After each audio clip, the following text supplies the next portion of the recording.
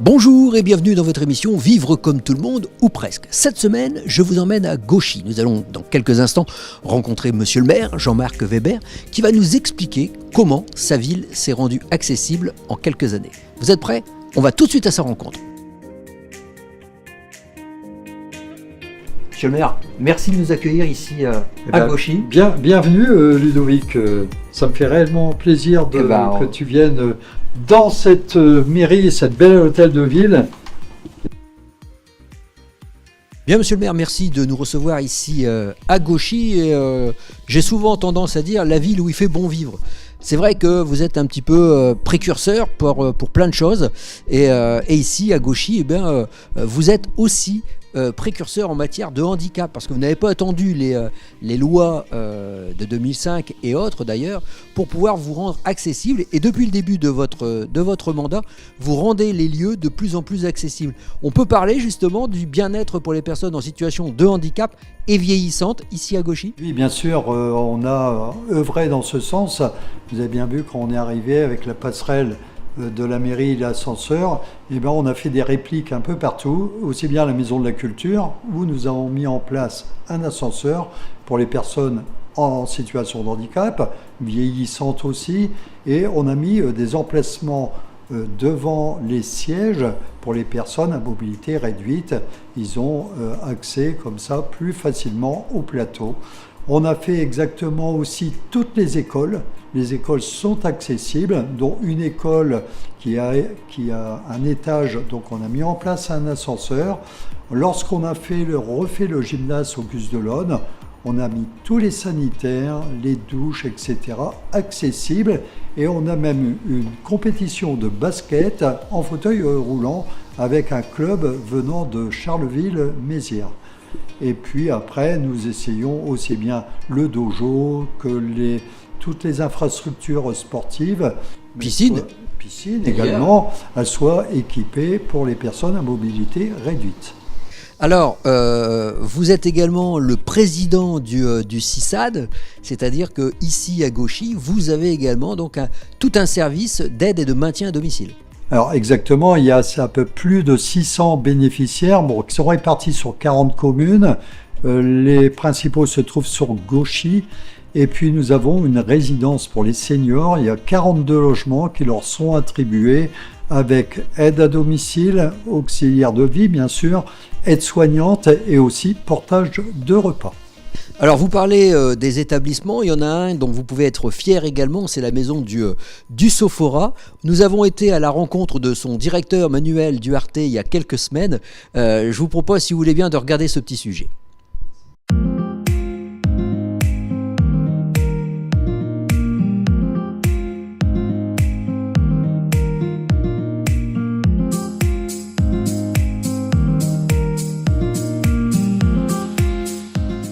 Monsieur Duarte, merci de nous accueillir ici. Alors, si on peut expliquer un petit peu ce qu'est la maison du Sophora.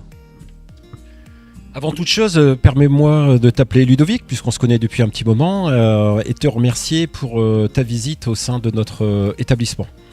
Alors, qu'est-ce que la maison du Sophora ? Dans notre jargon, on appelle ça un FAM, un FAM, et qui veut dire foyer d'accueil médicalisé.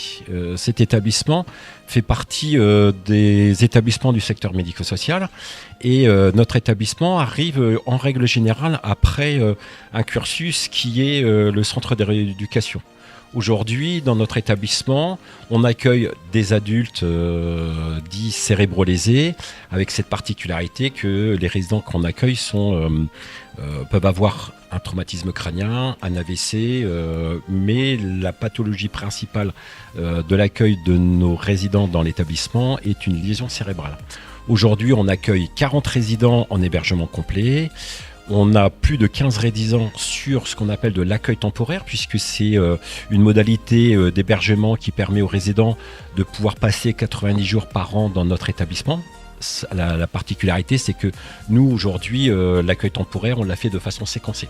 Ce qui fait qu'ils viennent à raison à peu près d'une fois par semaine. Et ensuite, l'autre modalité qu'on a dans notre établissement, c'est ce qu'on appelle de l'accueil de jour pour des résidents qui sont sur un territoire proche.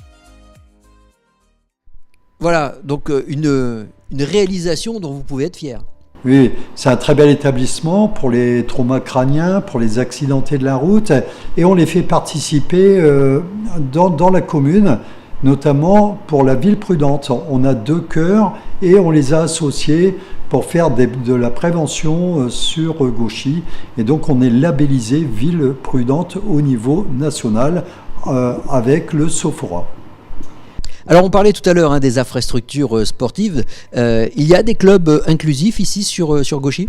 Alors, le club de basket, qui a déjà accueilli, bien sûr, des matchs, des compétitions avec des personnes en fauteuil, mais tous les autres clubs seraient prêts aussi à accueillir des personnes en situation de handicap, bien sûr.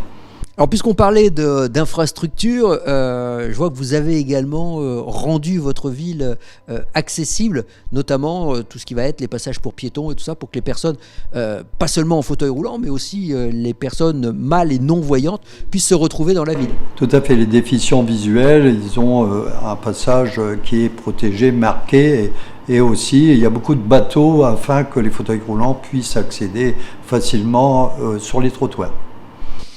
Comment ça se passe ici pour les personnes justement handicapées ? Vous avez des commissions du handicap ? Vous avez une adjointe ? Comment vous organisez en fait la vie politique par rapport au handicap ? Alors bien sûr, on a une commission qui est faite tous les 3 mois avec un adjoint qui est dédié à ce handicap. Mais comme on a fait toutes les infrastructures qu'on pouvait, on n'en a plus à faire. Mais on se voit tous les 3 mois pour essayer d'améliorer. Alors tout à l'heure justement vous nous parliez de la Maison de la Culture que vous avez rendue accessible.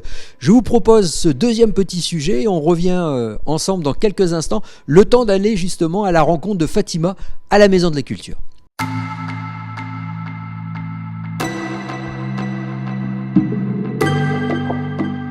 Fatima, merci de nous recevoir ici à la MCL. Écoute, je t'en prie, bienvenue Ludovic. Alors, on connaît la MCL pour sa programmation, une programmation qui fait venir des gens de loin. Et là, vous sortez justement du Festival des Voix d'hiver, qui est un petit peu votre rendez-vous annuel. C'est un des rendez-vous et en effet, au cœur de l'hiver, on aime proposer la chanson française dans un écrin, dans des conditions optimum. Alors des conditions qui justement permettent aux personnes en situation de handicap, et quel que soit le handicap, de pouvoir en fait venir ici à l'accès à la culture. Je vois d'ailleurs la boucle sonore pour les sourds et malentendants, et il y a quelqu'un qui nous attend en fait en bas pour nous parler un petit peu de tout ça. Justement, Frédéric Ciarelli, qui est notre régisseur, va vous accueillir et vous guider dans la salle et vous montrer un petit peu tout ce qui est adapté pour justement un accès pour tous. Un accès pour tous, et je sais à quel point tu es, toi et ton équipe, très ouvert justement sur le pour tous. C'est important, c'est très important. On fait ce métier pour tous. Eh ben merci Fatima, et je m'en vais tout de suite rejoindre ton collaborateur Fred qui nous attend en bas. Bienvenue, je t'en prie, la maison est pour vous.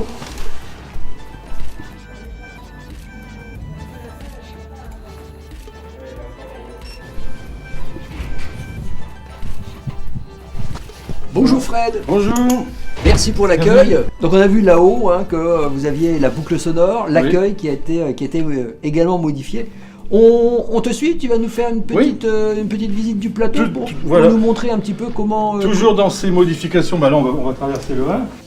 Dans les toilettes PMR, toilettes PMR qui ont été réadaptées, ce qui n'existait pas à l'époque, c'était le système d'alarme pour les personnes malentendantes. Donc là maintenant, il y a le système d'alarme incendie. Ça flash quand il y a un déclenchement d'alarme incendie. Et donc pour les personnes malentendantes, elles savent qu'il y a l'alarme qui est déclenchée. Pareil, le bar a été transformé donc avec une plateforme qui est à hauteur pour les personnes en fauteuil. Donc on peut le voir là, c'est ce qui a été fait aussi. Donc ça c'était une partie des travaux également. Pour accéder dans la salle de spectacle, les accès n'étaient pas aux normes, les portes n'étaient pas assez larges, donc tous les deux sas des deux côtés, cour et jardin, ont été refaits. Ils ont été transformés de telle sorte à ce que 2 fauteuils puissent se croiser dans le sas. Avant, c'était pas le cas. Et donc ça a été rajouté. les portes ont été élargies. Et là, on arrive directement dans la salle. Et là, 2 fauteuils peuvent se croiser dans le sas.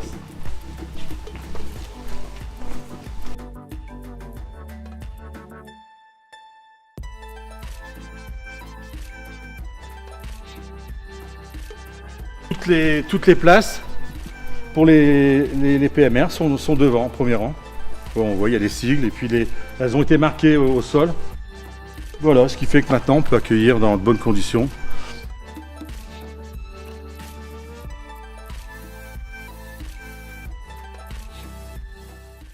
Voilà, donc on a vu à quel point la Maison de la Culture est également accessible à tout handicap d'ailleurs. Et puis voilà, on peut aussi signaler que vous avez une programmation à la Maison de la Culture qui est très éclectique et vous êtes ouvert à l'arrondissement. Il n'y a pas que les gens de Gauchy qui viennent ici à la Maison de la Culture.